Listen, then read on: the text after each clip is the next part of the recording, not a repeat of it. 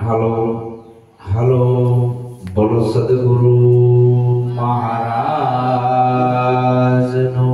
જય સંત શિરોમણિ સદગુરુ જયદેવ બાપાનો જય પધારેલા હરિ ગુરુ સંતનો મુકુંદરામ મહારાજનો જય ગીતારામ મહારાજનો જય। આજે તારીખ 1/4/2025 ચૈત્ર સુદ 30 મંગળવારના રોજ કોયલી મુકામે ઇન્દિરાનગર મુકુંદ બાપજીના આશ્રમમાં અલોક નિરંતર ધામમાં પધરામણી આજે અમારી થઈ છે। તો ગુરુ મહારાજના ગુણ ગાવી બધા સાથ આપજો। હાર્મોનિયમનો ઢોલકીનો બોલો સદગુરુ જય। પ્રથમ નમો ગુરુદેવને જેણે આપ્યા નિજ જ્ઞાન જ્ઞાને ગોવિંદ ઓળખ્યા મારું ટળી ગયું દેહતનું અભિમાન એવું થયું છે અજવાળું રે જીવનમાં એવું થયું છે અજવાળું એવું થયું છે અજવાળું રે જીવનમાં એવું થયું છે અજવાળું આવે નહીં ઓરમાં અંધારું રે જીવનમાં એવું થયું છે અજવાળું આવે નહીં ઉરમાં અંધારું રે જીવનમાં એવું થયું છે અજવાળું। કેવું અજવાળું થયું? અજવાળું એટલે જ્ઞાનનો શેનું?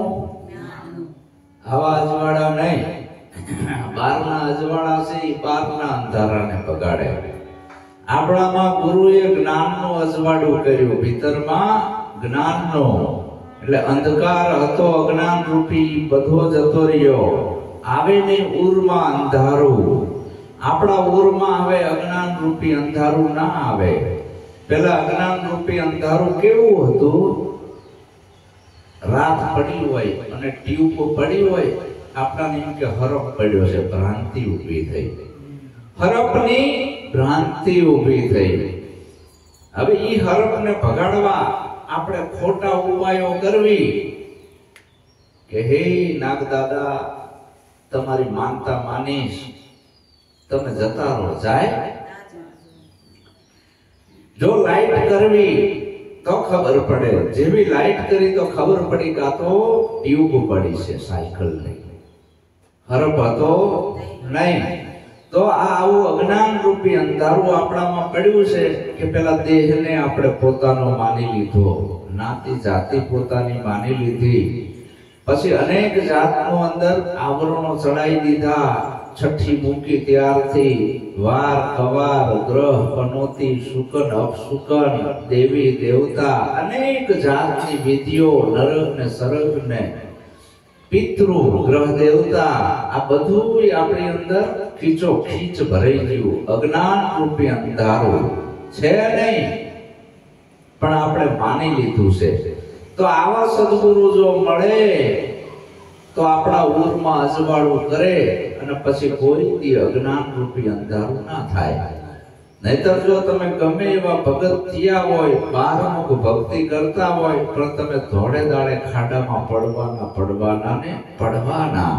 સદગુરુ અંતર્મુખ ભક્તિ બતાવે છે, પોતાના આત્માની ઓળખ કરાવે છે। તો સદગુરુ શું કરે છે? સદગુરુ કોઈ રામાપીરના પાઠ નથી પૂરતા, સદગુરુ કંઠી માદળિયા નથી બાંધતા, સદગુરુ કાનમાં ફૂંક નથી મારતા, આખી રાતની જોગતી કરાવે અને જ્ઞાન યોગ સતગુરુ કેરા શબ્દ સાંભળતા સતગુરુ કેરા શબ્દ સાંભળતા તૂટી ગયું મોહનું તાળું રે જીવનમાં, એવું થયું છે અજવાળું. તૂટી ગયું મોહનું તાળું રે જીવનમાં, એવું થયું છે અજવાળું. સદગુરુ કેરા શબ્દ સાંભળતા તૂટી ગયું મોહનું તાળું. ઘણો બધો મોહ હતો. 5 દિના હતા ત્યારે કોઈ મોહ નતો. છઠ્ઠા દીએ છઠ્ઠી મૂકી તો પોતાના નામનો મોહ થયો, પછી પોતાના શરીરનો મોહ થયો. થોડોક મોટો થયો, કમાતો થયો કે હું રૂપિયા વાળો, હું માલ ખજાના વાળો, હું બંગલા વાળો, બિલ્ડિંગ વાળો, સત્તા અને ડિગ્રી વાળો, અનેક જાતના મોહ. આ મોહ હતા. પણ સદગુરુનો જ્યાં શબ્દ આવ્યો, સદગુરુએ જ્યાં ઉપદેશ આપ્યો, તાણે ખબર પડી કે આ દેહી હું નથી. આ દેહાધ્યાસ લાગી ગયો તો ગુરુએ તન મન ધન અને શીશ લીધો અને પછી પોતાની ઓળખ કરાઈ. ત્યાં આ બધા મોહ મટી ગયા. હવે એટલે મોહ રહ્યો નહીં. પણ ક્યારે એ મોહ એમ નથી જાય એવો. આ મોહ છઠ્ઠી મુખી ત્યારથી લાગી ગયો છે મનમાં. તો સદગુરુ શું કહે છે? આ મોહ ક્યારે જશે? કે તન મન કેરા આવરણ તજીને, તન મન કેરા આવરણ તજીને, નિજ રૂપ જોયું રે નિરાળું રે જીવનમાં, એવું થયું છે અજવાળું. નિજ રૂપ જોયું રે નિરાળું રે જીવનમાં, એવું થયું છે અજવાળું.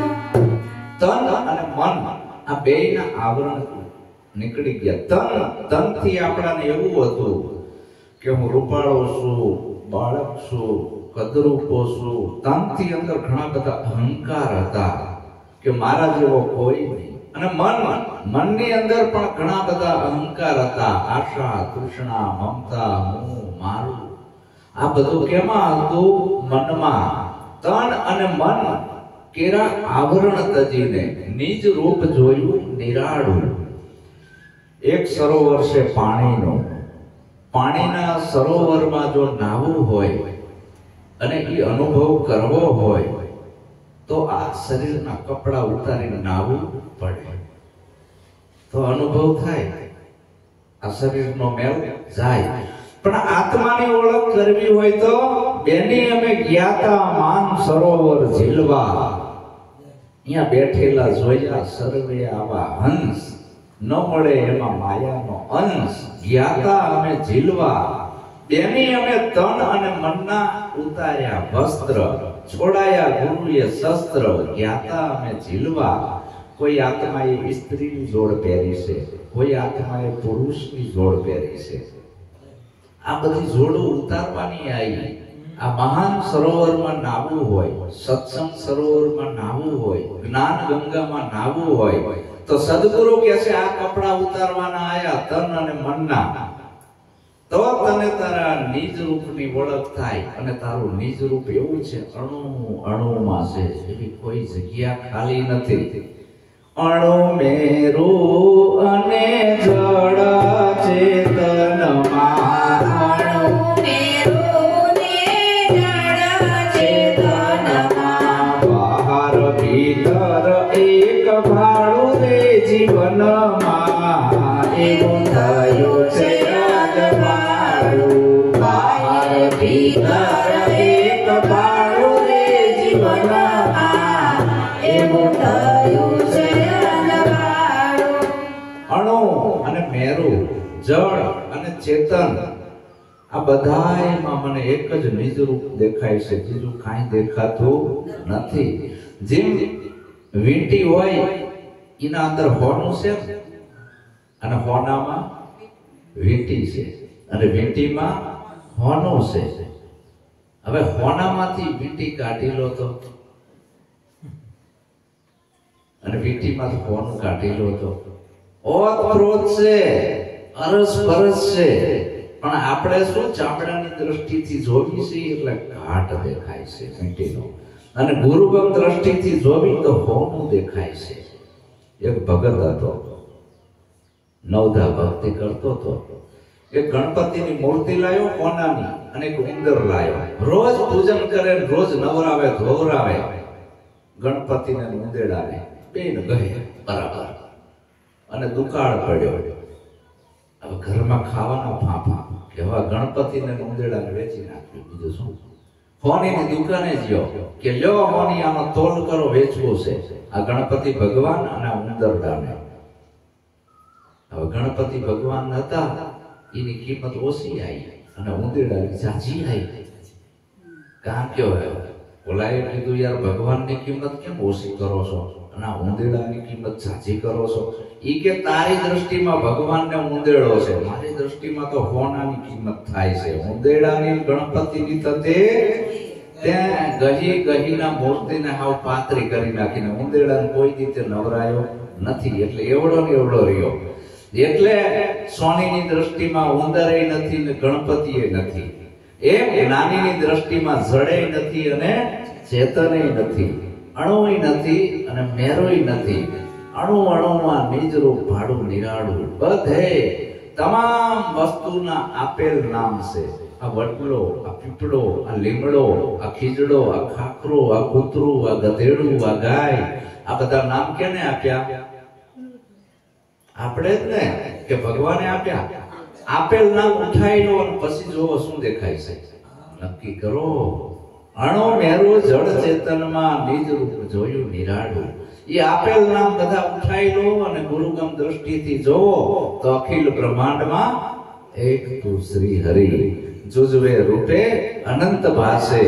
પવન તું, પાણી તું, ભૂમિ તું, ભૂદરા, વૃક્ષ તૈન ખીલી રહ્યો આકાશે. એમાં કીધું તો આવું નિજ રૂપ મેં જોઈ લીધું. પછી હવે મારા અંતરમાં, મારા મનમાં આવરણ હવે કોઈ આવે જોરમાં. આવરણ હવે કોઈ આવે જોરમાં. બ્રહ્મ અગ્નિમાં એને પાડું રે જીવનમાં. એવું થયું છે અજવાળું. બ્રહ્મ અગ્નિમાં એને પાડું રે જીવનમાં. એવું થયું છે અજવાળું. કદાચ કોઈ આવરણ મારામાં આવી જાય ને તો મારી જોડે એવું બ્રહ્મ અસ્ત્ર છે, બ્રહ્મ અગ્નિ છે. સદગુરુએ એવી ગુરુગમ આપી છે. એ ગુરુગમ એવી આપી છે કે ગુરુગમ દ્વારા બધા આવરણોને પાડી નાખું એક જ પલની અંદર. હવે મને કાંઈ હેરાન કરે નહીં. કદાચ ઘૂસે તો તરત બાળીને ભસ્મ કરી દઉં. બ્રહ્મ અગ્નિ સદગુરુના સત શબ્દથી. હા, ખોટું છે અને આ સાચું છે, આવો વિવેક કર્યો. હંસ બન્યો પણ ન પડે પાસે, નિર્ખીરનો નિવેડો, ગુણ વિનાનો એને ગેલો કહીએ, ડાપણ દૂર ખસેડો. હવે મને હંસ બનાવી દીધો છે, પારક થઈ જાય કે આ હોનું છે ને આ પિત્તળ છે. બ્રહ્મ અગ્નિમાં એને પાડો. તો આવો મને અનુભવ થયો. જયદેવ બાપા કે નિત નિત જય દેવ નિજ સ્વરૂપમાં. નિત નિત જય દેવ નિજ સ્વરૂપમાં. મોટા મોટા ધૂપકા મારું રે જીવનમાં. એવું થયું છે અજવાળું. મોટા મોટા ધૂપકા મારું રે જીવનમાં. એવું થયું છે અજવાળું. જયદેવ બાપા કહેશે નિત નિત જયદેવ નવ જીવનમાં. આ નિજ રૂપમાં મોટા મોટા ધુમકા મારું. મુझे तेरी मस्ती कहाँ लेके आई, जहां मेरे अपने सिवा कुछ नहीं. सभी में पड़ा मैं हूँ, सिवा मेरे अपने कहीं कुछ नहीं। ये सागर, ये लहरे, ये फैन, ये बुदबुदे, सिवा जल के कहीं कुछ नहीं। परपोटा जळमांथी ઊભા થાય, ફૂટીને શેમાં જાય? એમાં જાય ને, તો આપણાનું નક્કી થઈ ગયું. આ પરપોટો, કાયારૂપી પરપોટો ગુરુએ ફોડી નાખ્યો, મનરૂપી ઘડો તોડી નાખ્યો, ઘડી નાખ્યો, અમન કરી નાખ્યું. ડખો બધો આય હતો, આ બે તોડી નાખ્યું. હવે તો નિજ રૂપ આવ્યું. એ નિજ રૂપ વ્યાપક છે, અણુ અણુમાં. આવી અનુભૂતિ જયદેવ બાપા કે મને થઈ. અને તમારે જો કરવી હોય આવી અનુભૂતિ તો વાતોથી નહીં મેર આવે. મારે જો અહીંયા આવવું હોય કોઈની અંદર મારું અમદાવાદ છોડવું પડે, વાતેથી વડા ના થાય. અમદાવાદ છોડવું પડે, વડોદરાની બોર્ડર છોડવી પડે, કોઈલી ગામ છોડવું પડે, ઇન્દિરાનગરમાં આયા એ છોડવું પડે, અને પછી આ મુકુંદ બાપુના ઘરે હું આવી શકું.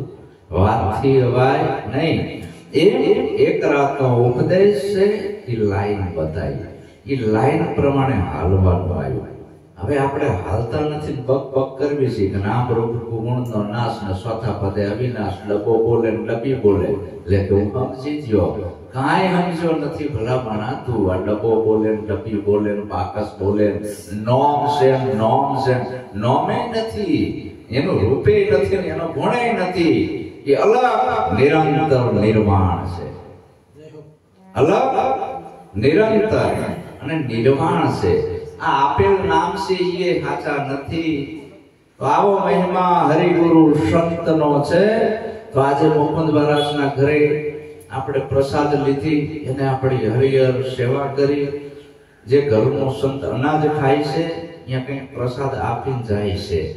તો राम नाम की औषधि खरी नीति से खाई, अंग पीड़ाए न व्यापे नहीं ना महारोग मटी जाए। बोलो सतगुरु महाराज नो जय।